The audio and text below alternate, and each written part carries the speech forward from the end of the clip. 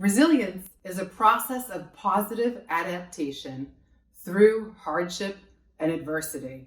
And I think now is the time for us to have a conversation about what it is and what it isn't, and how you can activate it to protect your mental health and well-being.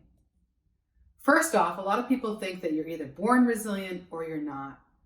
What brain science shows is that resilience can be cultivated through mindsets, behaviors, and practices that elevate and nourish our mind, body, and soul. So even if you feel like you're struggling or you don't really see yourself as resilient, you can find your path towards it. Number 2, remember that change is always possible.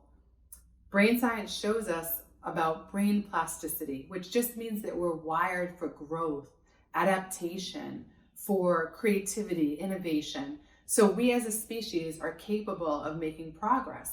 And many times that comes by just tweaking our mindsets to recognize that even if we feel a little shaky, if we feel off, if we're just overwhelmed by the sheer sadness and intensity of the world, that we don't necessarily have to stay stuck, but we can actually engage in positive and productive activities that help us to do well and be well. Thirdly, resilience happens in community. Resilience does not happen in isolation when we hide out and we're afraid to tell anyone that we're struggling or having a hard time.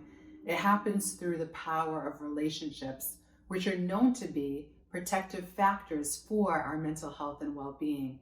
So if you're struggling to find your resilience, a lot of times talking about that very thing is what can serve as a catalyst to then activating it.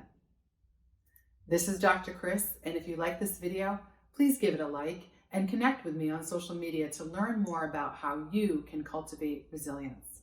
Thanks so much.